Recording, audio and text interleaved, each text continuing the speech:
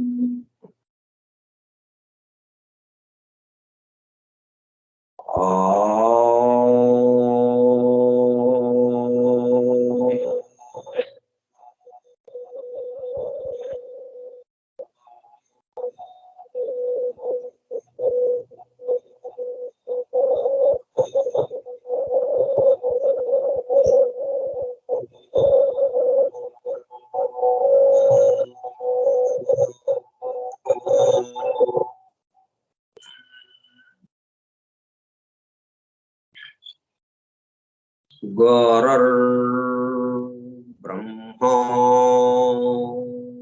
गुरुर्विष्णुः गुरुर्देवो महेश्वरः गुरुः साक्षात् परं ब्रह्म तस्मै श्री गुरवे नमः।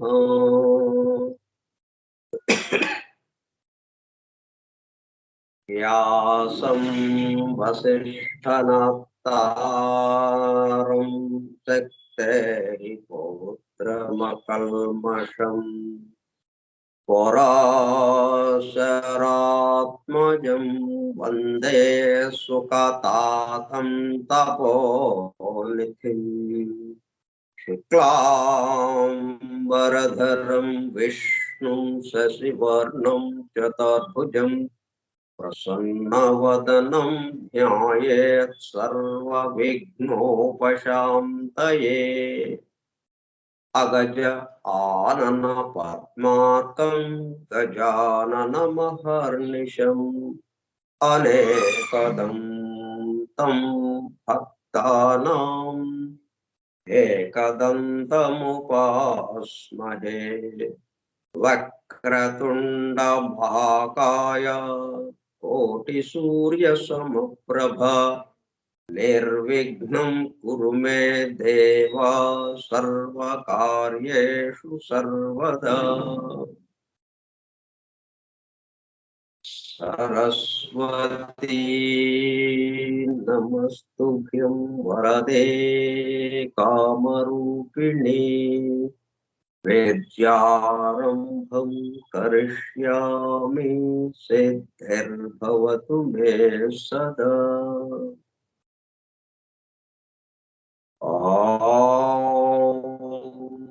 भूर्भुवस्सुवः ॐ तत्सवितुर्वरेण्यं भर्गो देवस्य धीमहि धियो यो नः प्रचोदयात्।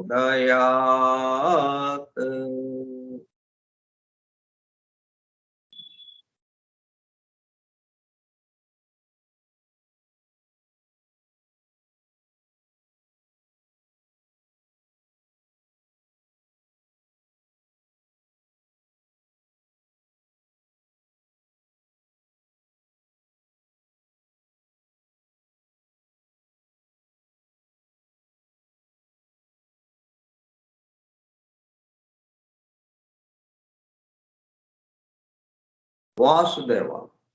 వాసుదేవ.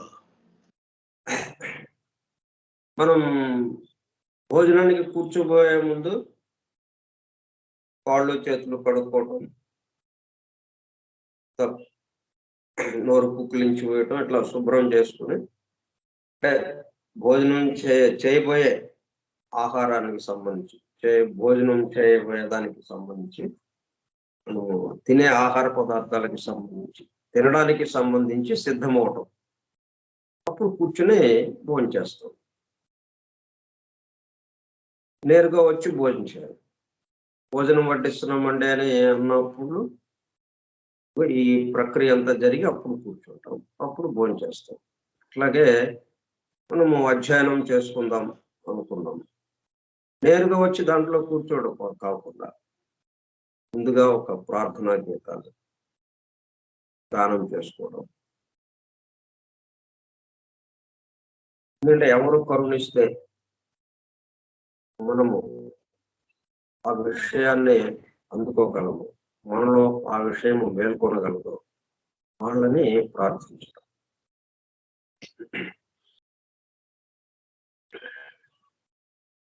కార్యక్రమ పరిచయ పత్రము.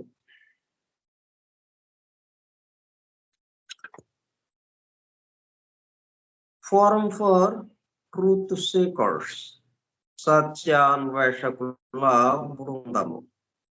పరమ గురువులు హెలెనా పెట్రోనా బ్లవెట్స్కీ ద్వారా సమస్త మానవాళి ఆధ్యాత్మిక అభివృద్ధి పరిపూర్ణతల కొరకు అందించిన మ్యాగ్నమ్ ఓపస్ పరమాద్భుత దివ్య గ్రంథము ద సీక్రెట్ డాక్ట్రైన్, రహస్య సత్య సూత్రము, వాల్యూమ్ 1 కాస్మోజెనసిస్, ప్రథమ సంపుటము బ్రహ్మాండోత్పత్తి క్రమము. Part 1 Cosmic Evolution in 7 stanzas from the book of Dhyan. ప్రథమ భాగము ధ్యాన గ్రంథంలోని 7 శ్లోకముల 7 స్టాంజాస్ లో వివరింపబడిన బ్రహ్మాండ పరిణామం. గ్రంథ పఠనము, అధ్యయనము, అవగాహన, ఆత్మదర్శనము కార్యక్రమము. 98వ పాఠము 29/1/2024 సోమవారము సాయంత్రం 4:30 గంటలు. The secret doctrine Skype group లో సుదూర ప్రాంతాలలో ఎవరింట్లో వారు హాయిగా విశ్రాంతి తీసుకుంటూ ఏకకాలంలో ఒకేసారి ఏమి చేస్తున్నాము, వింటున్నాము. అంటే మనం భోజనం వడ్డించేటప్పుడు మొత్తం వండినవన్నీ, మనం ఏమేమి తినటానికి వండారో అన్నీ కొద్ది కొద్దిగా వడ్డిస్తారు ముందు. అంటే ఈ ఉన్నాయి, ఇవి కావాలంటే మరలా అడగండి అన్నట్టుగా మొత్తం అసలు ఉన్నాయన్నీ ఏంటి పెరుగుతో సహా, చిట్ట చివరిగా మనం భోజనం చేసే పెరుగుతో సహా అన్ని వడ్డించి అప్పుడు భోజనం చేయమంటారు. అట్లాగా మనం అసలు ఏంటి చెప్పుకుంటున్నాము, దేని గురించి వివరించుకుంటున్నాము, వాటన్నిటినీ ఇక్కడ ముందు చెప్పుకుంటున్నాం. ఏమి వింటున్నాము? శాస్త్ర సాంకేతిక రంగములలో ఎంతో వేగముగా పురోగమిస్తున్న ప్రస్తుత కాలంలోనే మానవాళి అదే వేగముతో ఆధ్యాత్మిక రంగంలో కూడా పురోగమించుటకు వీలుగా ప్రపంచంలోని అన్ని జాతుల, మతముల పవిత్ర గ్రంథములలో పొడుపు కథల రూపంలో అర్థము అయి అవనట్లుగా ఉన్న సృష్టి రహస్యములను, సృష్టి అమరిక కూర్పును బహిర్గతం చేసి మానవాళికి అందించి వాటి అవగాహన ద్వారా ఆత్మ దర్శనము పొందుట అను దివ్య ప్రణాళిక అమలు పరచబడుటకు పరమ గురువులు మేడం హెలెనా పెట్రోనా బ్లవెట్స్కీ ద్వారా అత్యద్భుతముగా అందించిన ద సీక్రెట్ డాక్ట్రైన్ గ్రంథంలో బాహాటముగా ఇవ్వబడిన అతి నిగూఢములైన సృష్టి రహస్యములు, వాటి మూలము, గ్రంథ హృదయము చేరు పద్ధతులు తెలుసుకోవాలనే తీవ్ర ఇచ్ఛతో, తపనతో సత్యాన్వేషణలో భాగముగా ఎన్నో నిగూఢ విషయములను మరింత లోతుగా తెలుసుకుంటూ సత్యమును చేరు ప్రయత్నంలో మనమందరము ఇక్కడ చేరాము. దానితో పాటు ఆధునిక విజ్ఞానం యొక్క దృష్టి పథము నుండి తప్పిపోయిన తత్వ దర్శన అన్వేషణలో అనగా సత్యాన్వేషణ కొరకు కూడా ఈ గ్రంథము దగ్గరకు వచ్చాము. The true student of the secret doctrine is a జ్ఞాన యోగి అని మేడం బ్లెవెట్స్కీ అన్న మాటలను నిజం చేయటానికి మనమందరము జ్ఞాన యోగిగా ఒకటకు కూడా ఇక్కడికి చేరాము. గత 2 సంవత్సరముల 8 నెలల కాలము పాటు ద సీక్రెట్ డాక్టర్ గురించి తెలుసుకోవడానికి ప్రయత్నించిన మనము ప్రస్తుతము ఇక్కడ చేరి ద సీక్రెట్ డాక్టర్ ను తెలుసుకుంటూ ఆపై సమస్త విశ్వముగా రూపుదాల్చిన ద సీక్రెట్ డాక్టర్ యందు ప్రవేశించి ద సీక్రెట్ డాక్టర్ గా స్వస్థితి యందు మేల్కాంచుటకు చేస్తున్న చిరు ప్రయత్నమే ఈ కార్యక్రమం.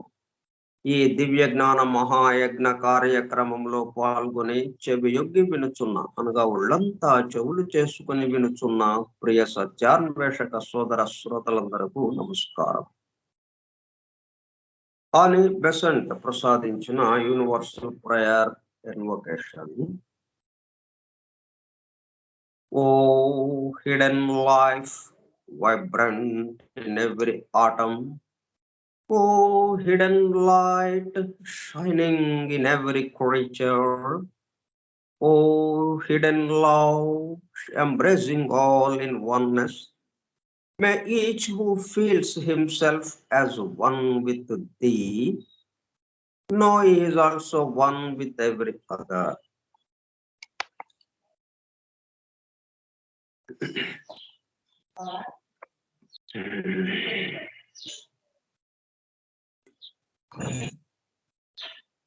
ఇక భోజనం చేద్దాం. విస్తట్లు అన్ని వడ్డించబడి ఉన్నాయి. చక్కగా శుచిగా కూర్చున్నాం. కాళ్ళు చేతులు కడుక్కొని ఏమేమి వడ్డిస్తున్నారో అవన్నీ మొత్తం ఏమేమి తినబోతున్నామో అవన్నీ వడ్డించారు. ఇక తినడం ప్రారంభిద్దాం. మనం 3 భాగాలుగా ఉన్న మొదటి సంపుటము ద సీక్రెట్ డాక్టర్ యొక్క మొదటి సంపుటంలో 2వ భాగంలో ఉన్న the days and nights of Brahma అన్న దాంట్లో మనము ఈ ప్రళయ స్థితి గురించి ప్రళయ స్థితి నుంచి వ్యక్త సృష్టి ఎలాగా వస్తుంది ఈ విషయాలకు సంబంధించి కొన్ని తెలుసుకుంటున్నాం. మనం ఒక్కొక్క సంప్రదాయంలో విష్ణు పురాణంలో ఎలాగ ఉంది, కబాల సంప్రదాయంలో ఎలాగ ఉంది, ఇట్లా ప్రపంచవ్యాప్తంగా రకరకాల సంప్రదాయాల్లో ఈ విషయాన్ని ఎట్లాగా మనకు అందించారు అని కూడా తెలుసుకుంటున్నాం. ఇప్పుడు కబాల సంప్రదాయానికి సంబంధించి టి మేయర్స్ అన్న ఆయన రాసినటువంటి గ్రంథంలో ఉన్న విషయాన్ని మనం తెలుసుకుంటున్నాం.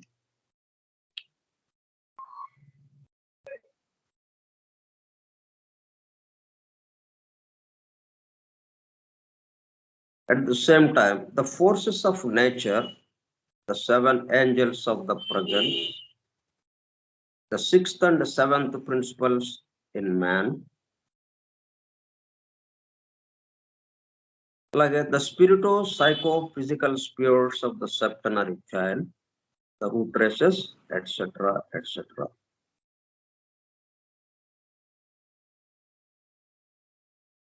ఆరుగురు ఒక బర్షీద్ అన్న ఆయన ఆధ్వర్యంలో 6 పనిచేస్తూ ఈ సృష్టిని వ్యక్త రూపంలోకి తీసుకొస్తున్నారు అని చెప్తారు.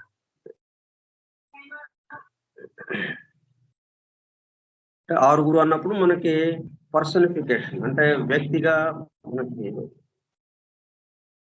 సంకేతిస్తూ చెప్తున్నారు. మనం ఏదైనా సూర్యుడు అనగానే మనం ఎట్లాగా గుండ్రంగా ఉన్న ఆ గోళాన్ని వేయం. మనం సూర్యుడు అంటే గోళంగా మనకు గుర్తుకు రాదు. సూర్యుడు అనగానే ఆ 7 గుర్రాలు పూజించినటువంటి తొడల వరకు ఉన్న అనూరుడు రథం నడుపుతున్నటువంటి రథసారథిగా ఉన్న అనూరుడు రథం నడుపుతూ ఉన్నటువంటి ఆ రథంలో కూర్చుని అద్భుతమైన అలంకారాలతో ఉన్నటువంటి ఒక వ్యక్తి కనిపిస్తాడు మనకు సూర్యుడు అనగానే. కానీ మన సూర్యుడు ఎట్లా ఉన్నాడు? అక్కడ గోళంగా ఉన్నాడు, వెలుగుతున్న ప్రకాశిస్తున్న గోళంగా ఉన్నాడు. అట్లాగా చెప్పుకోం మనం.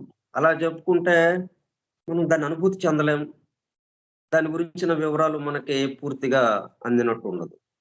కానీ ప్రతిదాన్ని కూడా వ్యక్తిగా సంకేతించి మనకి పురాణాల్లోనూ, వేదము, పురాణాలు, ఉపనిషత్తులు, ఇట్లా పవిత్ర గ్రంథాల్లో మొత్తం వ్యక్తులుగా తీసుకొచ్చారు.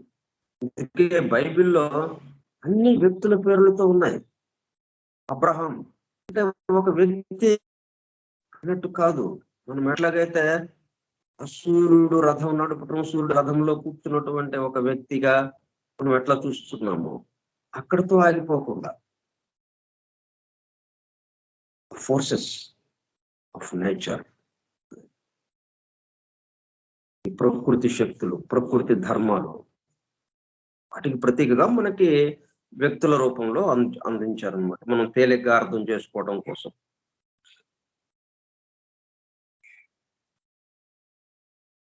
They all depend upon the 7 forms of cranium up to the highest. వీళ్ళు 6 బ్రైషిత్ అన్న ఆయన ఆధ్వర్యంలో మొత్తం 7 ఏం చేస్తున్నారు? Depend upon the 7 forms of the cranium up to the highest. వ్యక్త ప్రళయ స్థితిలో ఉన్నటువంటి సృష్టిని వ్యక్త సృష్టి స్థితిలోకి తీసుకొస్తున్నారు. ప్రళయ స్థితిలో ఉన్నటువంటి సృష్టిని సృష్టి స్థితిలోకి తీసుకొస్తున్నారు వీళ్ళు 7. ఎట్లాగ తీసుకొస్తున్నారు? దేని ఆధారంగా? Depend upon the 7 forms of the cranium.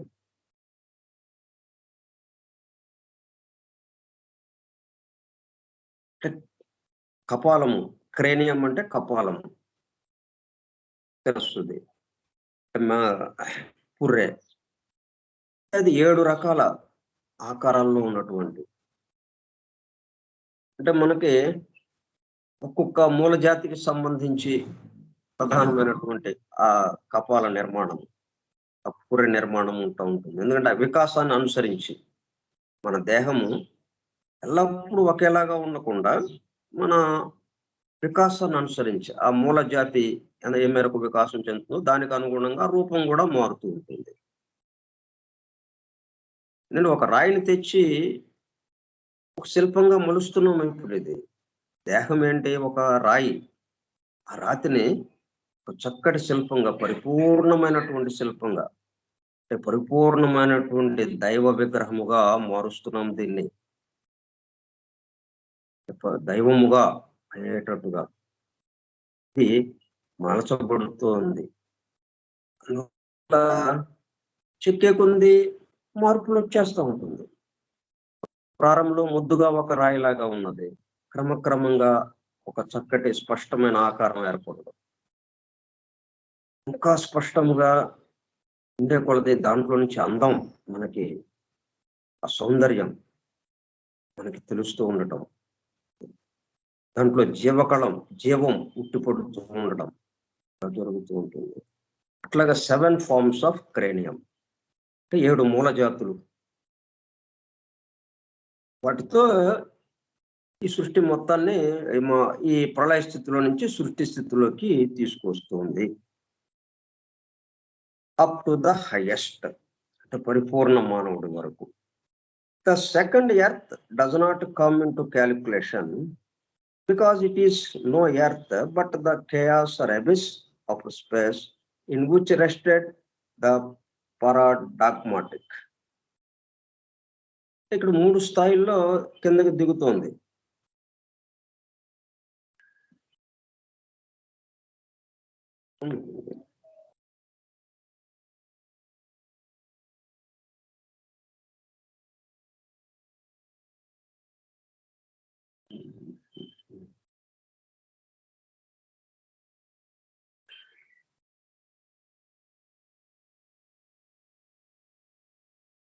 మనం సృష్టి ప్రారంభమైందంటే అదేంటి? స్థూలమే అన్నట్టుగా.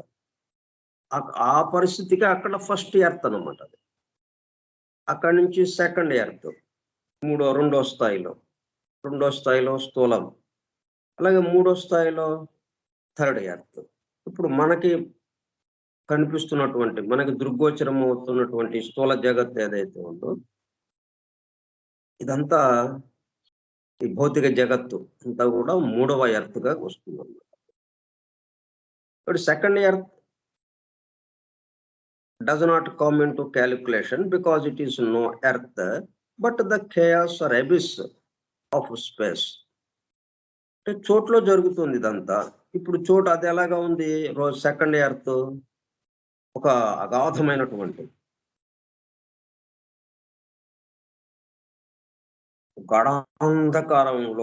గాఢాంధకారంగా అగాధము, లోతు తెలియని అగాధంలో ఉన్నట్టుగా ఉన్నది.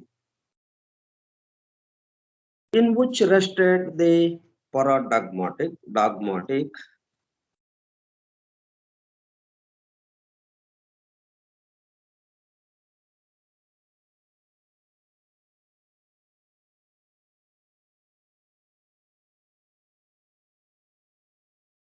or model universe in ideation of the over soul brooding over it.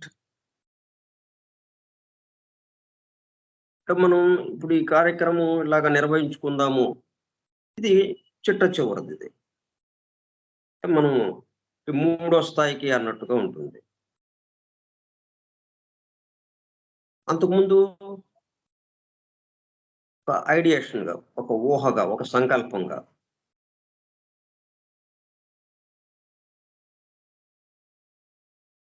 ఇట్లాగా ఈ విషయాలు అధ్యయనం చేయాలి, ఈ గ్రంథాలు అధ్యయనం చేయాలి, ఈ సమయంలో పలానా రోజున పలానా సమయంలో ఈ ఫోన్, ఈ స్మార్ట్ ఫోన్ స్కైప్ గ్రూప్ లో ఈ విధంగా అందరము జాయిన్ అయ్యి ఈ విధంగా చేసుకోవాలి అని ముందు ఆలోచన బయలుదేరింది. తర్వాత అది ఇట్లాగా వ్యక్తమైంది. వ్యక్తమై ఇప్పుడు మనం ఈ కార్యక్రమం నిర్వహించుకుంటున్నాం. అట్లాగే సృష్టి వ్యక్తమవడానికి ముందు అది మోడల్ యూనివర్స్గా ఒకటి, ఆ మోడల్ యూనివర్సిటీ అంటే ఇదంతా ఒక ఐడియాగా మొత్తం. ముందేమో సంకల్పం, ఎట్లాగా ఇది ఇట్లాగా మనం చేసుకోవాలి అన్న సంకల్పం, అధ్యయనం చేసుకోవాలి, పుస్తకాలు, ఒక గ్రంథాలు, మనకు అభిరుచి ఉన్నటువంటి మన సీక్రెట్ డాక్టర్ గ్రంథం, దానికి సంబంధించి మనము అధ్యయనం చేసుకుందాం అని ఒక సంకల్పం బయలుదేరింది. అది ఎట్లాగా చేసుకోవాలి? అదంతా ఒక మోడల్గా, ఒక నమూనాగా అది వచ్చింది. దాని తర్వాత ఆ నమూనా వ్యక్తమై ఇప్పుడు ఇలాగా చేసుకుంటున్నాం. 3 స్థాయిల్లో వచ్చేసింది కదా మనకి ఆ సంకల్పం. అది నెరవేర్చడానికి ఏ పద్ధతిలో, ఆ వివరాలన్నిటితో ఒక ఆలోచన, ఆ ఆలోచనని అమలు చేయటంగా చిట్ట చివరిగా అమలు చేయటం, ఇట్లా వ్యక్త రూపంగా మనము ఆ కార్యక్రమం నిర్వహించుకోవటం. అట్లాగే సృష్టి కూడా, ఈ విశ్వం కూడా ముందు విశ్వం, ఈ సృష్టి నిర్మాణం సృష్టించాలి అన్నది బయలుదేరింది. మరి ఎలా సృష్టించాలి, ఏ పద్ధతుల్లో, అసలు దేనికోసం ఇది, ఆ వివరాలతో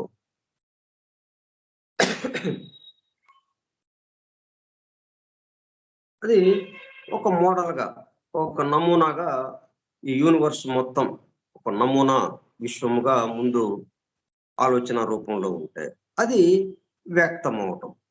ఈ వ్యక్త రూపంలో ఉన్న యూనివర్స్ని మనం చూస్తున్నాం, విశ్వాన్ని. అట్లా model universe in ideation of the over soul brooding over it. ఎక్కడ ఉంది అది? Over soul.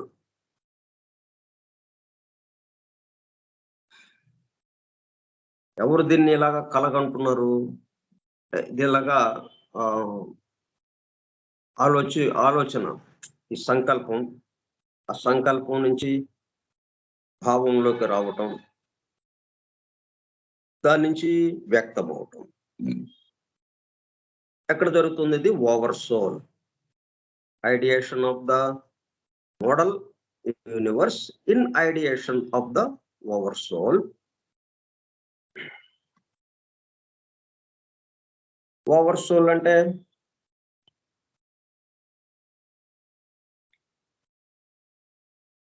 the soul is the spark of the oversoul. అంటే మనం అన్ని విడిపడిన ఆత్మలుగా మనం చెప్పుకున్నాం. ఒక్కొక్కళ్ళం ఒక్కొక్క ఆత్మ అన్నట్టుగా మనం చెప్పుకుంటున్నాము. ఇవన్నీ ఇలా ఇన్ని రకాలుగా ఉన్నాయి. ఇవన్నీ కలిపి ఉన్నది ఒకటి ఉంది. ఒకే ఆత్మ ఉంది అక్కడ ఒక కొసన. ఇంకొక వైపు అనేక కోటాను కోట్ల ఆత్మలు ఉన్నట్టుగా మనకు అనిపిస్తూ ఉంది. ఆ విశ్వాత్మ ఏదైతే ఉందో అది ఓవర్ సోల్. అక్కడ ఇది బ్రూడింగ్ ఓవర్. అక్కడ ఈ ఆలోచన అంటే ఈ మోడల్ యూనివర్స్ ఏదైతే ఉందో, ఈ నమూనా విశ్వం, సృష్టింపబోయే విశ్వము యొక్క మొత్తం రూపురేఖలన్నీ ఆలోచనగా ఉండి, ఐడియేషన్ భావముగా ఉండి, ఆ భావాన్ని పొదుగుతూ ఆ ఓవర్ సోల్ చిట్ట చివరికి ఈ భౌతిక స్థితికి, ఈ స్థూల జగత్తుకి తీసుకొచ్చింది. దాన్ని ఈ స్థూలానికి వ్యక్త రూపంలోకి దీన్ని తీసుకొచ్చింది. అంటే మనం ఎట్లాగైతే అట్లా ఇదే పద్ధతి దేనికైనా కానీ ముందు సంకల్పం, ఆ సంకల్పం స్థాయి నుంచి కొంచెం కిందకి దిగి సృష్టించాలి అన్నది. సృష్టించాలి అన్న తర్వాత అది ఎలాగా సృష్టించాలి ఏమిటి అని మోడల్గా దాని నమూనా ఏంటి, ఎట్లాగా ఏ ఏ పద్ధతుల్లో, అంటే వ్యక్తమైన తర్వాత ఎట్లాగా ఉంటుంది అన్నదంతా ముందు అక్కడ భావంలో ఆ మోడల్ యూనివర్స్ గా అక్కడ ఊహించుకోవటం. ఆ ఊహని, ఆ భావాన్ని పొదుగుతూ దాన్ని వ్యక్త రూపంలోకి తెచ్చుకోవటం. ఇట్లా మనం వ్యక్త రూపంలో మనకి ఈ దృగ్గోచరం అవుతున్న ఈ విశ్వమైనా కానీ, మన జీవితంలో మనం చేస్తున్న పనులు కానీ ఇవన్నీ ఇదే పద్ధతిలో కొనసాగుతూ ఉన్నాయి. ఇప్పుడు ఇట్లాగా చెప్పుకున్న వాళ్ళు ఏమైంది, విశ్వం ఇట్లాగా వస్తుంది, ఈ 3 స్థాయిల్లో ఇట్లాగా వ్యక్తమవుతోంది. అంటే 4వ స్థాయి మనము చెప్పుకోవట్లేదు. ఆ పర అన్న సంకల్ప స్థాయి ఏదైతే ఉందో అదే మనకి అందుబాటులో లేదు. కాబట్టి మనకు అందుబాటులో ఉన్నది ఎక్కడి నుంచి అంటే పశ్యంతి దగ్గర నుంచి. అందుకని ఈ 3 స్థితుల్ని మనం చెప్పుకుంటున్నాం. అందుకే వీటిని, ఈ మూడిటిని 3 ఎర్త్లుగా మనకి first earth, second earth, third earth గా మనకి ఇక్కడ చెబుతూ ఉన్నారు. అప్పుడు ఏమవుతుంది, మనకు వచ్చిన ఆలోచనలు, మనకి ఆ ఆలోచనని మనం దాన్ని ఎట్లాగా చేసుకోవాలి ఏంటి అనేది రకరకాలుగా ఊహించుకుని ఒక స్పష్టమైన పద్ధతి ఇట్లాగా చేయాలని భావించి దాన్ని అమల్లో చేసేస్తున్నాం. అట్లాగే సృష్టి కూడా, అంటే మన చుట్టూ ఉన్న సృష్టి విశ్వము ఒకే పద్ధతిలో నడుస్తుంది అన్నది మనకి కొంత ఈ మొత్తము ఏదైతే ఉందో మనం కూడా దానికి అనుగుణంగానే అదే పద్ధతిలో ఇక్కడ మనం కూడా నడుస్తున్నాం అనేటప్పుడు కల్లా అప్పుడు మనకి మన యొక్క భావాలు మొత్తం విశాలమైపోతుంది. ఎందుకంటే దాంతో ఒక కాంటాక్ట్ అయిపోయింది కదా, దాంతో అనుసంధానం అయిపోయాము. మనము ఒక చిన్న గదితో అనుసంధానం అయితే చిన్నదిగా ఉంటాం. మొత్తం ఈ భూగోళము, ఈ మొత్తం అంతరిక్షము, వీటన్నిటితోనూ అనుసంధానమయ్యామనుకోండి, మొత్తం విశాలమైపోతాము. వాటన్నిటిని మనం ఏమి భావిస్తున్నామో దాంట్లో మనం వ్యాపించి ఉన్నాము. మనం విశాలతరమైనటువంటి భావాల్లోకి వెళ్ళిపోతాం. ఇప్పుడు మన ఆలోచనలు క్రమక్రమంగా మార్పు చెందడం జరుగుతుంది. ఇప్పుడు వరకు వస్తున్నటువంటి పరిమితమైన ఆలోచనలు విశాలమైన ఆలోచనలుగా మారిపోతాయి. దానికి ఏం చేస్తాం మనం? ఆలోచనలు మనకు వచ్చే ఆలోచనలు ఈ పరిమితం నుంచి అపరిమితము విశాలతరమైనటువంటి ఆలోచనలు రావడం కోసం మనం ఏం చేయాలి? అక్కడ మనం ఏం చేస్తున్నాం? ఇక్కడ ఏంటి జరుగుతుంది అని చూస్తున్నాం. ఏంటి జరుగుతుంది ఇక్కడ అనేటప్పటికల్లా మొత్తం దాంట్లోకి వెళ్ళిపోయేటప్పటికల్లా ఇంకా మనకి దానికి సంబంధించినవి ఇక క్రమక్రమంగా రావటం మొదలవుతుంది. ఈ పద్ధతిలో వెళ్తున్నాం. ఆ పద్ధతిలో అది అతి కష్టతరమైనది. అట్లా మన పరిమితమైన ఆలోచనలు విశాలతరము పరిమితము ఆయన ఆలోచనలుగా రావాలి అంటే ఎన్నో సాధనలు చేయాలి, ఎంతో కష్టపడాలి. ఇక్కడ ఏం చేస్తుందో అవగాహన ద్వారా ఆత్మదర్శనము అన్నట్టుగా వెళ్ళిపోతున్నాం. అందుకు ఈ గ్రంథాలు ఇచ్చింది. ఇప్పుడు అందుకు ఈ పద్ధతిలో మనం చెప్పుకుంటున్నాం. మనం ఏం చేస్తున్నాం? ఒక పుస్తకాన్ని తీసుకుంటున్నాం, ఒక గ్రంథాన్ని తీసుకుని ఎవరో రాశారు గ్రంథం, సరే ఆ ఏ విషయం గురించి ఆ గ్రంథం రాయబడిందో ఆ విషయం పట్ల మనకి ఆల్రెడీ కొంత ఆసక్తి ఏర్పడింది. కాబట్టి మనకి ఇష్టమైన గ్రంథమే తీస్తాం కదా. లైబ్రరీలోకి వెళ్తాం, ఓ వందలు వేల గ్రంథాలు ఉంటాయి అక్కడ ఆల్మర్లో, ఆ ర్యాక్ల్లో వేలు కనిపిస్తుంటాయి. అన్నిటి మీదకి వెళ్ళిపోతాం మనం. లేదు, మనకి ఇష్టమైన సబ్జెక్ట్ ఏంటుందో, విషయం ఏదైతే ఉందో, ఆ విషయాన్ని గురించి వ్రాసిన గ్రంథం ఏదైతే ఉందో దాన్ని పట్టుకుని బయటకు తీస్తాం. ఇంకా దాన్ని చదువుకోవటం మొదలు పెడతాం. అట్లాగా మనకు ఒకటేదో ఇష్టం ఏర్పడింది, ఈ గ్రంథాన్ని చదవటం మనం మొదలు పెట్టాం. ఇది ఎవరో రాసింది, మరి దాన్ని మళ్ళీ మనం వివరించుకుంటూ అది తెలుసుకోవడానికి మనం ప్రయత్నం చేస్తున్నాం. ఇప్పుడు ఆ గ్రంథం రాసిన వాళ్ళు ఎట్లాగా రాశారు? వాళ్ళు దర్శించి ఇచ్చారు. అవి దర్శించి ఆ దర్శించిన దాన్ని అంటే సినిమాగా చూస్తూ, దృశ్యమానంగా చూస్తూ దాన్ని జరుగుతున్న విషయాన్ని దాన్ని వర్ణిస్తూ ఈ గ్రంథ రూపంలో మనకు అందించారు. అందుకనే ఆ గ్రంథాన్ని చదువుతూ మళ్ళీ మనం ఏం చేస్తున్నాం? దాన్ని మళ్ళీ ఆ దృశ్యమానంలోకి కన్వర్ట్ చేసుకుంటూ మార్చుకుంటూ మనం మళ్ళీ దాన్ని చదువుతూ ఆ దృశ్యంలోకి మనం వెళ్తున్నాం. ఏ దృశ్యాన్ని అక్షరాల రూపంలో నిబంధించారో వాళ్ళు, ఆ అక్షరాలను చదువుతూ మనం మళ్ళీ ఆ దృశ్యంలోకి వెళ్తున్నాం. దాంతో ఏమైంది? వాళ్ళు చూసిందేంటి? సమస్త సృష్టి, సమస్త సృష్టిలో పరివ్యాప్తం అయిపోయి దాని మొత్తం యొక్క రహస్యాలన్నిటినీ వాళ్ళు దర్శించారు. ఇప్పుడు మనము ఈ అక్షరాల ద్వారా మనం ఏం చేస్తున్నాం? మళ్ళీ ఆ రహస్యాల్లోకి వెళ్ళిపోతున్నాం. అనమాట ఈ పద్ధతిలో మనం చెప్పుకుంటున్నాం. So over soul, ideation of the over soul, brooding over it. ఆ విశ్వాత్మ ఏదైతే ఉందో అది మోడల్ యూనివర్స్ని భావిస్తూ దాన్ని పొదుగుతుంటే ఏమవుతుంది? కోడిగుడ్లని పొదిగితే ఏం జరుగుతుంది? దాంట్లో నుంచి పిల్లలు వస్తాయి. అట్లాగా బ్రూడింగ్ ఓవర్, పొదుగుతూ ఉంటే ఈ సృష్టి ఇలా వ్యక్తమైంది. ఇట్లా మనం కూడా పొదుగుతూనే ఉంటాం. మన ఆలోచనని వ్యక్త రూపంలోకి రావడానికి ముందు అదే పని చేస్తాం మనం. ఎవరమైనా కానీ ఎక్కడైనా ఇదే పద్ధతి. దాని గురించి ఆలోచించడం అంటే పొదగటం అంతే. అదేం చేస్తుంది? అలాగా కూర్చుంది. ఆ వేడికి ఏమవుతుంది? అది పిల్ల రూపంలో బయటకు వస్తూ ఉంది. అలాగే మనం ఇది ఎలా చేయాలి,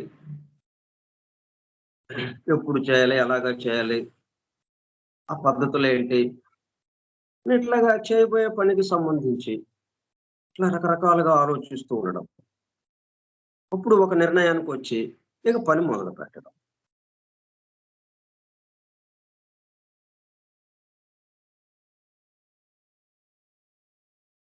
The term curse is here very misleading. ఇవన్నీ ఇక్కడ వివరం దేనికి ఇస్తున్నారు? మనం అంతకు ముందు చదివిన ఆ కబాలాకి సంబంధించి ఈ మేయర్స్ రాసినటువంటి సిఫ్రా జనియూట అన్న గ్రంథంలో కబాలా అధ్యాయానికి సంబంధించి ఆయన ఇచ్చినటువంటి వివరాలు ఏమున్నాయో వాటిని సంగ్రహంగా అక్కడక్కడ ఒక్కొక్క లైన్ వదిలేసి, కొన్ని లైన్లు వదిలేసి, కొన్ని పేరాలు వదిలేసి, మధ్య మధ్యలో ముఖ్యమైన వాక్యాలు ఉంటే వాటిని ఒక చోటకి చేర్చి మనకి ఇచ్చారు ఇక్కడ ఒక పేరాగా. దాంట్లో ఇచ్చినటువంటి విషయాలు సంకేతంగా ఇచ్చారు. అవి వాటిని కొంచెం మనకి దాంట్లో ఉన్న ఆ సంకేతాల యొక్క అర్థాన్ని, ఆ రహస్యార్థాన్ని ఇక్కడ వివరిస్తున్నారు అన్నమాట. మనం తెలుసుకుంటున్నాం. దాన్ని ఇందాక కర్స్ అనేది వచ్చింది ఇక్కడ అంతకుముందు చెప్పుకున్న దాంట్లో. అంటే ఎలాగా? And the second earth does not come into calculation, therefore it has been said, Adam, and from it, that earth which underwent the curse came it forth, yet the earth was without form and void, and darkness was over the face of the abyss, and the spirit of Elohim was breathing, hovering, brooding over moving. దానికి ఇక్కడ మనకి ఏంటనేది వివరంగా ఇస్తున్నారు ఇక్కడ. దాంట్లో ఉన్న అర్థం ఏంటి? The term curse is here very misleading. Curse మనము శపించడం అంటే ఎవరిని శపిస్తాము? ఏదో తప్పు జరుగుతుంటే దానికి శిక్ష వేస్తున్నట్టుగా శాపం ఇవ్వడం. కానీ అట్లాగా కాకుండా అది అట్లా అంటే దానికి ఈ పదాన్ని వాడతాం మనం. ఈ కర్స్ అన్న పదాన్ని, ఈ శాపము, పిట్టు, శాపనార్థము, శపించటం, అట్లా అర్థం వచ్చేటటువంటి ఈ పదాన్ని శాపానికి సంబంధించిందిగా ఆ భావానికి వాడతాం మనం. కానీ అట్లాగా వాడటం వల్ల ఏమవుతుందంటే ఇది హియర్ వెరీ మిస్లీడింగ్. ఇది పొరపాటు పడడానికి మనకి అవకాశం ఏర్పడుతుంది. ఇప్పుడు ఆదం అండ్ ఈవ్ని చెప్పించారు, నువ్వు భూపతనం అయిపో అని చెప్పి. అంటే ఫలాన్ని తినవద్దు అంటే ఫలాన్ని తిన్నావు కాబట్టి భూపతనం అయిపో అని చెప్పి చెప్పించారు అన్నట్టుగా మనం అట్లాగా అనిపిస్తుంది. అట్లాగే దక్షుడి తల నరకం వేయబడింది. ఎందుకని? ఈ సృష్టి రావాలంటే ఎక్కడుంది సృష్టి? ఇప్పుడు ఈయన దక్ష యజ్ఞం దేనికి చేస్తున్నాడు? సృష్టించడం కోసం, సృష్టి వ్యక్తం అవడం కోసం. ఇంకా వాడు ఈ దక్షుడు యజ్ఞం చేసే సమయానికి ఈ విశ్వము, ఈ సృష్టి అంతా ఏమి లేదు. ఇదంతా ఆ మానసిక భావనలో, మానసిక లోకంలో అన్నట్టుగా బుద్ధి లోకంలో, మానసిక లోకంలో అక్కడ జరుగుతూ ఉంది. ఇది ఇంకా భూలోకానికి రాలేదు.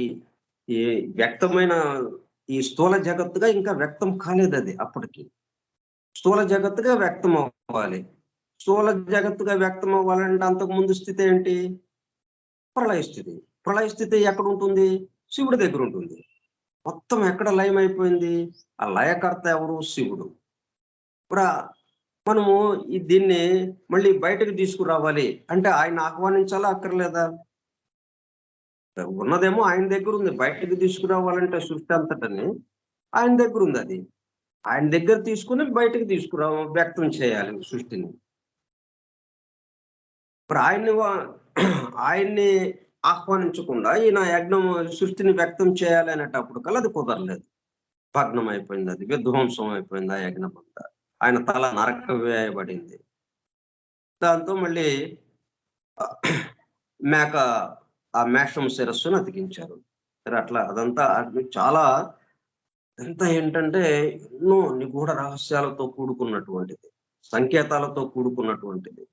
ఈ సృష్టి ప్రళయ స్థితి నుంచి వ్యక్తంలోకి రావడానికి జరిగే అనేక దశలు, రకరకాల దశలు, వాటిని వివరిస్తున్నటువంటి కథలు ఇవి మనకి. అట్లా వీటిని ఏంటి మనం ఆయన తప్పు చేశాడు, ఆయన శిక్ష వేశారు అన్నట్టుగా ఉంది.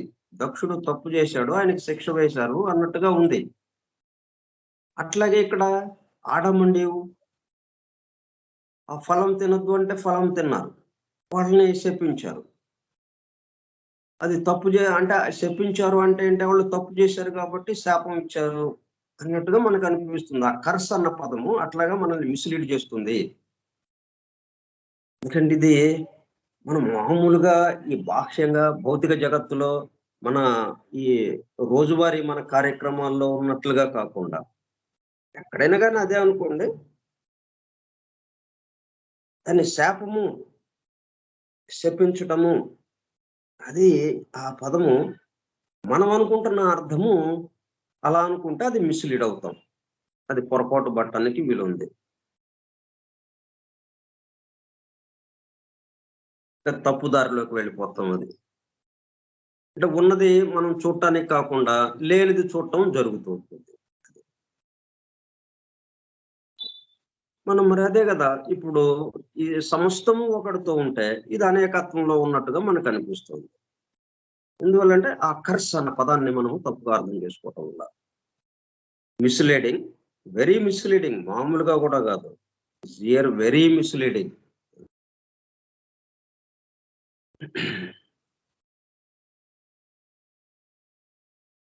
For it means simply doom or destiny or that fatality which sent it forth into the objective state. అంటే అట్లాగా ఇప్పుడు అది వ్యక్తం అవ్వాలి. ఇప్పుడు కోడిగుడ్డు ఉంది, కోడిగుడ్డు కోడి పిల్లగా మారాలి అంటే రకరకాల స్థితులు అనుభవించాలి. ఆ ఆ సూక్ష్మం నుంచి స్థూలానికి నెమ్మదిగా వచ్చేస్తూ ఉండాలి. అంటే ఆ సూక్ష్మ స్థితిని వదిలేయాలి. వదిలేసి సూక్ష్మ తరువాత దిగువ స్థాయికి రావాలి, అక్కడి నుంచి దిగువ స్థాయికి రావాలి, అక్కడి నుంచి అప్పుడు స్థూలంగా ఆ పిల్ల బయటికి రావడం జరుగుతుంది. అట్లాగే విశ్వము వ్యక్తం కావాలి. సూక్ష్మం నుంచి అసలు ఏమీ లేని భావనగా ఉన్నటువంటి దాని నుంచి ఇది వ్యక్తం అవ్వాలి. వ్యక్తం అవ్వాలి అంటే ఆ సూక్ష్మము అది శపింపబడాలి అన్నట్టుగా, అంటే అది దిగువ స్థాయికి వచ్చేసేయాలి, అది అక్కడ మరణించాలి. అప్పుడు అది అక్కడ మరణిస్తే గాని, ఇప్పుడు అందుకే పురుష సూక్తం మనకి ఏం చేస్తుంది, మొత్తానికి సంబంధించిన వాడు ఎవరున్నారు, వాడి యొక్క తను ఆత్మాహుతి అయితే అప్పుడు ఈ సృష్టి ఇలాగా వచ్చింది అన్నట్టుగా. అంటే ఏకత్వము ఆత్మాహుతి అయితే గాని అనేకత్వానికి రావడానికి వీల్లేదు. లేకపోతే ఏకత్వంగానే ఉంటుంది, ఎక్కడికి వెళ్ళినా కానీ ఏకత్వమే.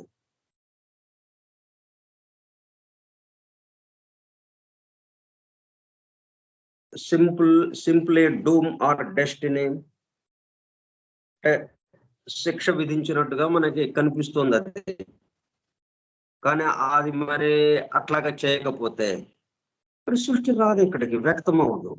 వ్యక్తం అవ్వకపోతే ఆయన యొక్క సంకల్పం నెరవేరదు. ఆయన సంకల్పం ఏమిటి, తాను పెక్కులు కావాలి, అది కదా. అది నెరవేరాలి అంటే ఇట్లాగా శిక్ష విధించబడాలి అన్నట్టుగా. అంటే ఒకటి ముక్కలైపోవాలి అన్నట్టుగా కదా. మరి ముక్కలు చేయటం అంటే మరి అది శిక్ష విధించినట్టే కదా. ముక్కలుగా నరికి వేసేయండి, మొత్తం 4 దిక్కులకి విసిరేసేయండి, లేకపోతే దహించి వేసేయండి, మొత్తం ఆ బూడిదంతా 4 దిక్కులకి ఆ బూడిదని విసిరి పారేసేయండి అన్నట్టుగా ఉంటుంది. డూమ్ ఆర్ డెస్టినీ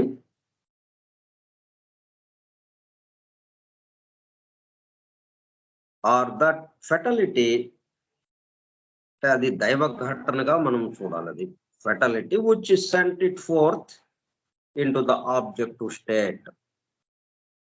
ఏదైతే అక్కడ మోడల్ యూనివర్స్ గా అలాగా నిలబడిపోయిందో, అంటే ఆడమ్యుగా అక్కడ ఎవరైతే ఉన్నారో ఆ 2వ స్థాయిలో ఉన్నటువంటి ఆడం 3వ స్థాయికి రావాలి. 3వ స్థాయికి రావాలంటే ఇప్పుడు అక్కడి నుంచి ఎందుకు వస్తాడు, రాడు. ఇక రైలు స్టేషన్కి వచ్చింది.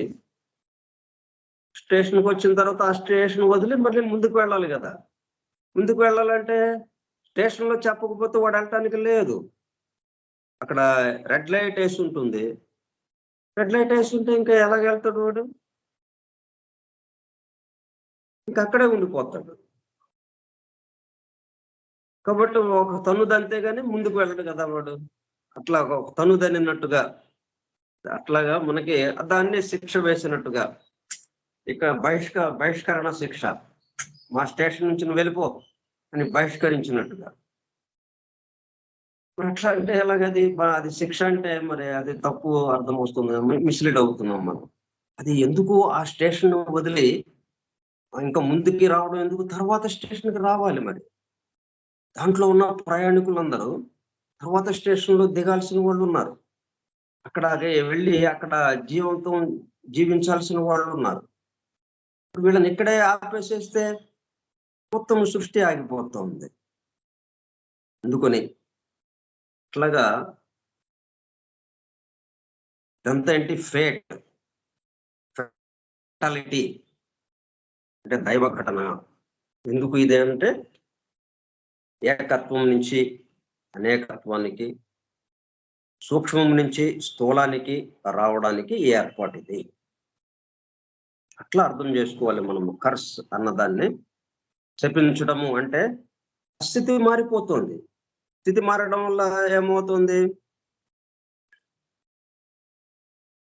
అంటే ఎక్కడ ఏది చూసినా కానీ శపించబడడం వల్ల మరింత మెరుగైన అభివృద్ధి దశలోకి వెళ్ళడానికి వీలవుతుంది. అంటే ఇట్లాగా స్థూలం వరకు చూస్తే అది పూర్తి స్థూలానికి రావడానికి అవకాశం ఏర్పడుతుంది, లేకపోతే మధ్యలోనే ఆగిపోతుంది. ఆ డీ గ్లోబ్ దాకా రావాలి. పూర్తి స్థూలం కాదు, పూర్తిగా దిగువకి రావాలి కదా. మరి స్థూలము అంటే, ఈ భౌతికము అంటే పూర్తిగా దిగువకి రావాలి. దిగువకి రావాలంటే మరి అక్కడెక్కడో సూక్ష్మంలో ఏకత్వంలో ఉండి అక్కడి నుంచి అలాగ కూర్చుంటే మరి అలాగే ఇక్కడికి అందుకని ఒక తన్నుదన్నాలి. బంతి అక్కడ నిలబడి ఉంది, అందరు ఆటగాళ్ళు ఉన్నారు, అటు ఆటగాళ్ళు ఉన్నారు, ఇటు ఆటగాళ్ళు ఉన్నారు. బంతిని అలాగ చూస్తూ ఉంటే ఆట జరుగుతుందా? మరి బంతిని తన్నలేదు. ఫుట్బాల్ ఆట. ఫుట్బాల్ అంటే మరి కాళ్ళతో తన్నాలి బంతిని. ఇటు వాళ్ళు అటు దనితే, అటు వాళ్ళు ఇటు దనితే, ఇట్లాగా జరుగుతూ అటు వాళ్ళకి సంబంధించి ఆ గోల్లోకి వేసేస్తే అట్లా పాయింట్లు తెచ్చుకోవడం అదొక ఆట. బంతిని తన్నకుండా కుదరదు కదా. అయ్యో బంతిని మనం తన్నకూడదు, అలాగ ఉంచండి దాన్ని అంటే మరి ఆట ఇది. కాబట్టి ఇది దైవ ఘటన కంటే ఇది అవసరము. ఇది వ్యక్త సృష్టిలోకి రావడానికి కావలసిన ఏర్పాట్లు ఇవి. ఇది కర్స్, శాపము అన్నది కాదు. ఇది అట్లాగా అర్థం చేసుకోకూడదు మనం.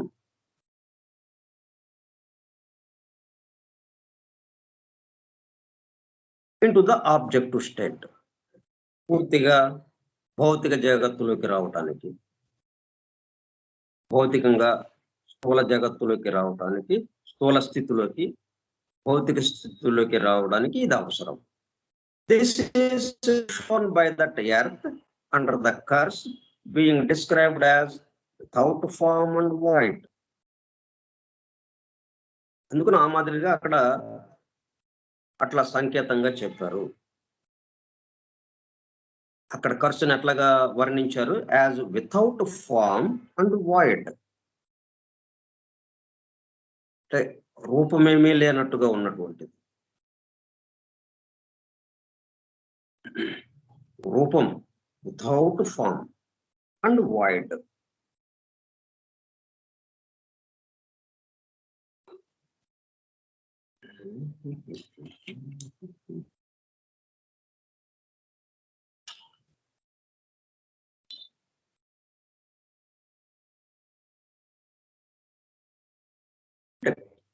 అట్లాగనే ఖాళీ స్థలము కాదు అది. వాయిడ్ అంటేనేమో ఖాళీ స్థలం, ఖాళీగా ఎంటీగా, వేకెంట్గా, ఏమీ లేకుండా ఉన్నది అన్నట్టుగా ఉంది. అట్లా ఏమీ లేకుండా ఉందా? మొత్తం అంటే ఆ గుడ్డు ఏమీ లేకుండా ఉందా? కనబోయే పిల్ల, బయటికి రాబోయే పిల్ల అక్కడ ఉంది దాంట్లో. అట్లాగే దీంట్లో ఏముంది? రాబోయే సృష్టి ఉంది.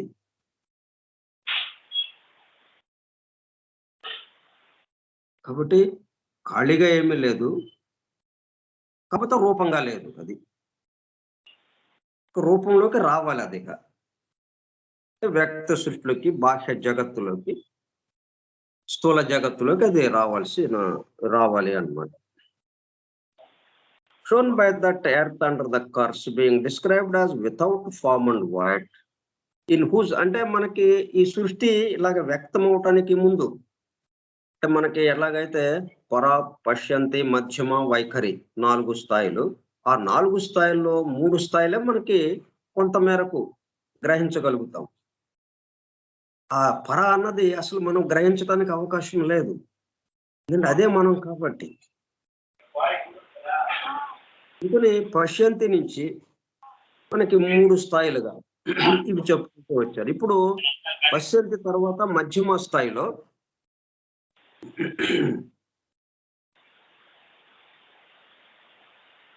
మధ్యమ స్థాయిలో ఉన్నటువంటి ఆ సృష్టి ఎట్లాగా ఉంది? Without form and void. ఖాళీగాను లేదు, పూర్తిగా రాబోయే సృష్టికి సంబంధించింది ఏదైతే ఉందో అది సమస్తము అక్కడ ఉంది. పూర్తి నిండుగా ఉంది. కానీ ఎట్లాగుంది? రూపం లేకుండా ఉంది, వితౌట్ ఫామ్. ఇప్పుడు అది ఇంకా వ్యక్త సృష్టిలోకి రావాలి, అది వ్యక్త రూపంలోకి రావాలి ఒక రూపంగా.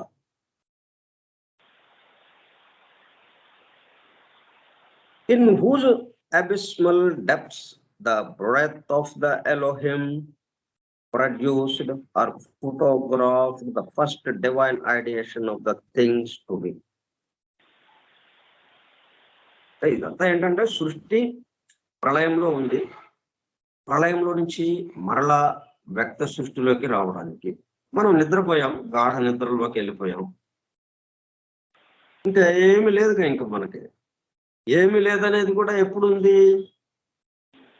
మేలుకున్న తర్వాత. ఇప్పుడు నిద్రపోవటం తెలిసింది, నిద్రపోయే సమయానికి పడుకున్నాము అన్నట్టుగా వచ్చాం, మంచం మీద ఉన్నాం. అయితే ఎక్కడో చోట ఎక్కడైతే పడుకున్నామో అక్కడ నేల మీద ఎక్కడైతే అలాగా నిద్రకు ఉపక్రమించాం అంతవరకు మనకి తెలిసింది. ఆ తర్వాత నిద్రలోకి వెళ్ళామని కూడా తెలియలా మనకి తెలియకుండానే నిద్రలోకి వెళ్ళిపోయాం. మనకి తెలియకుండానే నిద్రలోంచి మేలు కాంచిన తర్వాత తెలిసింది. నిద్రలోకి ఉపక్రమించబోయే ముందు, నిద్రకు ఉపక్రమించబోయే ముందు, నిద్ర వచ్చే ముందు మనకి తెలిసింది. ఇక నిద్ర రావడం మనకి తెలియలేదు, నిద్ర పోవడము తెలియలేదు.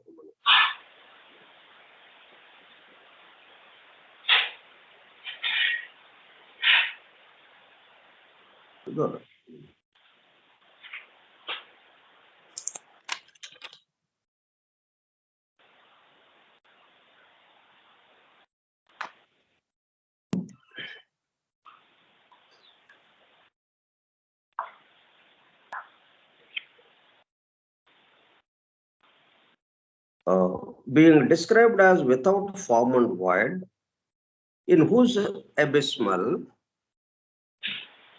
అది కూడా అందన అగాధమైన, వెరీ డీప్ అనమాట, చాలా లోతైనటువంటి అగాధమైనటువంటి ఆ ప్రదేశం, ఆ చోటు. That's the breath of Elohim.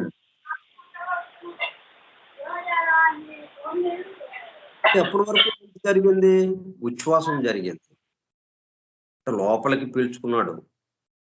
లోపలికి పీల్చుకున్నప్పుడు బయటదంతా లోపలికి వచ్చింది, బయట గాలి లోపలికి వచ్చింది. ఇప్పుడు ఏం చేస్తున్నాడు? విశ్వసిస్తున్నాడు.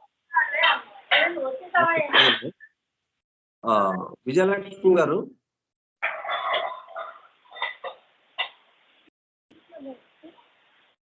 అది మైక్ ఆఫ్ చేయపోయారని మ్యూట్లోకి వెళ్ళండి. విజయలక్ష్మి గారు సౌండ్స్ వస్తున్నాయి.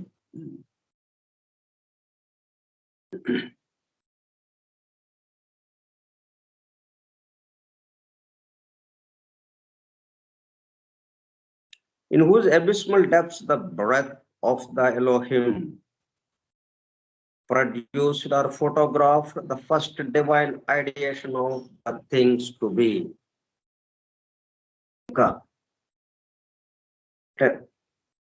వ్యక్తం కాబోయే విషయాలు ఏవైతే ఉందో, ఆ విశ్వం ఏదైతే ఉందో, భౌతిక స్థూల జగత్తులోకి రాబోయే వ్యక్త సృష్టిలోకి రాబోయేది ఏదైతే ఉందో ఆ విశ్వము,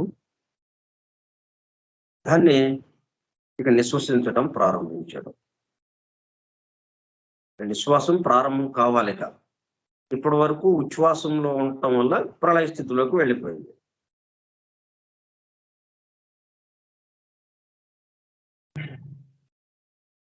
ఇప్పుడు ఇక నిశ్వాసము అప్పుడు వెలుపలికి రావటం ప్రారంభమవుతుంది.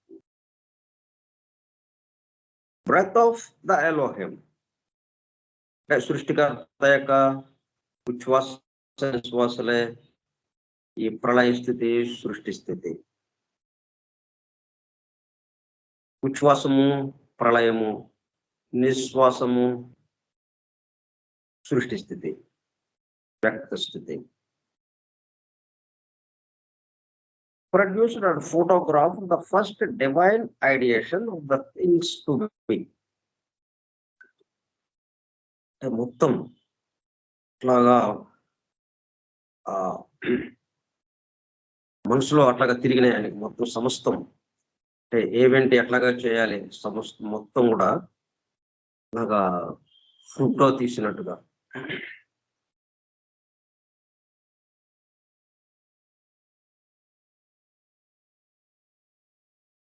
ఏదైతే మనం ఉత్పత్తి చేయబోతున్నామో, మనము ఆ సృష్టిని నిర్మించబోతున్నాము, సృష్టి వ్యక్తం చేయబోతున్నాము, ఆ సృష్టికి సంబంధించినటువంటి సమస్త చిత్రము ఆయన కన్నులకి ఆయన ఊహిస్తేనేగా అది రావటానికి. ఇప్పుడు మనం ఇది ఊహించుకున్నాం కాబట్టి ఈ కార్యక్రమంలోకి వచ్చాం. మనం ఏం లేకుండా రోడ్డు మీద అటు ఇటు తిరుగుతా ఇక్కడికి రాలేదు. అట్లా ఎవరు ఎక్కడికి రోడ్డు మీద రికామిగా తిరుగుతున్నా అది కూడా వాడు ఊహించే తిరుగుతున్నాడు. అక్కడ ముందు దానికి సంబంధించిన ఊహ మొదలయ్యి దాని యొక్క వ్యక్త రూపం. మనం ఏదైనా కానీ స్థూలముగా వ్యక్త రూపంలో ఏది చేస్తున్నా దానికి ముందు ఫోటోగ్రాఫ్ ఒకటి ఉంటుంది, ఆ చిత్రం ఫోటో ఉంటుంది ఎట్లాగా చేయాలి అనేది. ఆ తర్వాత ఇది వ్యక్తం అవుతుంది. అట్లాగే ఈ వ్యక్త సృష్టి ఏదైతే ఉందో, రాబోయే ఉత్పత్తి కాబోయే ఈ విశ్వం మొత్తం సృష్టించబోయే ఈ సృష్టి సమస్తము కూడా, సమస్త విశ్వము కూడా ఆయన ఒక చిత్రం లాగా భావించాడు. అంటే ఒక ఆర్టిస్ట్ అట్లాగైతే ఒక చిత్రాన్ని గీసాడో అట్లాగా ఆయన ఒక దృశ్యంగా దాన్ని ఒక చిత్రములుగా ఆయన భావన చేస్తున్నాడు. ఎలోహిం అంటే దైవము. బైబిల్లో హిబ్రూ భాషలో ఎలోహిం అంటే దైవము, సృష్టికర్త అన్నట్టుగా. మూర్తులుగా ఉన్నాడు కదా, ఆ మూడు మూర్తులు కలిపినటువంటి మూర్తి. మూడు మూర్తులు ఎందుకు వచ్చింది? వాళ్ళు చేస్తున్న పనిని బట్టి ఆ మూర్తి ఏర్పడుతూ ఉంది. ఈ మొత్తానికి కలిపి ఒకే మూర్తి, ఒకడే. ఉద్యోగం చేస్తుంటే ఆఫీసర్గా ఆ పోస్ట్ పిల్లతో అక్కడ పిలుస్తాం వాడిని. ఇంటికి రాగానే వాడు భర్తగా ఉంటాడు, వాడు పిల్లలకి తండ్రిగా ఉంటాడు, ఒకడే కదా. కానీ పోస్టులు మారిపోతున్నాయి మరి చూడండి. అట్లాగా మనకి సృష్టించేటప్పుడు బ్రహ్మ, దాన్ని స్థితి చెందేటప్పుడు స్థితికర్తగా విష్ణువు, దాన్ని లయం చేసేటప్పుడు లయకర్తగా శివుడు. ఈ ముగ్గురు ఎవరు కలిపి కే దైవము, కే మూర్తి, ముమ్మూర్తులా ఉన్నట్టుగా మనకి భావనగా ఆ 3 మూర్తుల నుంచి 3 రకాల సృష్టిలుగా ఈ సృష్టి 3 రకాలుగా మరలా అనేకత్వంలోకి రావడం, అనేకత్వం నుంచి మరలా ఏకత్వంలోకి వెళ్ళడం ఇలా జరుగుతుంది. Elohim produced and photograph the first divine ideation. ఆ దివ్య సంకల్పం ఏదైతే ఉందో దానికి సంబంధించిన ఆలోచన భావాన్ని of the things to be, సృష్టించబోయే విశ్వానికి సంబంధించిన చిత్రం ఆయన మనసులో మెదిలింది. ఆ తర్వాత ఏం జరిగిందో రేపు చెప్పుకుందాం. ఇది ఎప్పుడు మెదులుతుంది అంటే దక్ష యజ్ఞం చేయబోయే ముందు అన్నమాట. అంటే సృష్టి ప్రళయ స్థితి నుంచి వ్యక్త సృష్టిలోకి రావడానికి. ఈ ఆడం భూపతనం అంటే భూమికి రావడానికి, భూమికి రాబోయే ముందు జరిగిన కథ ఇది. ఇప్పుడు అక్కడ ఈడెన్ అనే గార్డెన్ లో, ఆ ఉద్యానవనంలో తిరుగుతున్నటువంటి ఆడం అండ్ ఈవులు, అది సెకండ్ ఆడంగా మనం చెప్తాము. అంటే ఇక వ్యక్తం సృష్టిలోకి రాబోతున్నటువంటి మానవుడుగా మనం ఆ సృష్టిగా, ఆ విశ్వానికి ప్రతీకగా ఆయన అక్కడ నిలబెట్టాడు. ఇప్పుడు అతను భూపాతనము జరిగేటప్పుడు కల్లా ఈ విశ్వమంతా సూక్ష్మం నుంచి స్థూలానికి వ్యక్తమైంది. ఆ ప్రళయ స్థితి నుంచి వ్యక్త స్థితిలోకి వచ్చింది. నిద్రలో నుంచి మేల్కొంచం, నిద్రాస్థితి నుంచి మేల్కొంచిన గాఢ నిద్ర నుండి మేల్కొన్నామంటే మళ్ళీ ఈ స్థూల జగత్తులోకి వచ్చాం, ఈ భౌతిక జగత్తులోకి వచ్చేసాం. దాన్నే భూపతనంగా చెప్పుకుంటున్నాము కథలాగా. అంటే ఏదో కారణం చూపించాలి కదా మనం అక్కడి నుంచి ఎందుకు రావటం ఇక్కడికి. అంటే ఆయన ఏదో తప్పు చేశాడు. ఆ ట్రీ ఆఫ్ నాలెడ్జ్ ఏదైతే ఉందో దాని యొక్క ఫ్రూట్ని తిన్నాడు ఆయన. విజ్ఞాన వృక్షం యొక్క పండు ఈయన తిన్నాడంట. కాబట్టి నువ్వు ఇక్కడ ఉండటానికి నువ్వు అర్హుడివిగా పో కిందకి అన్నాడంట. మిగతా విషయాలు మనం రేపు చెప్పుకుందాం. స్వస్తి ప్రజాభ్యః పరిపాలయంతాం న్యాయేన మార్గేణ మహీం మహీషాః. ఓ బ్రాహ్మణేభ్యః శుభమస్తు నిత్యం. లోకాః సమస్తాః సుఖినో భవంతు. లోకాః సమస్తాః సుఖినో భవంతు. లోకాః సమస్తాః సుఖినో భవంతు. ఓం శాంతి శాంతి శాంతి. ఓపికగా ఉన్నటువంటి సోదర సత్యాన్వేషక బృందమునకు ధన్యవాదాలు. Thank you all. Vasudeva. Thank you sir. Vasudeva.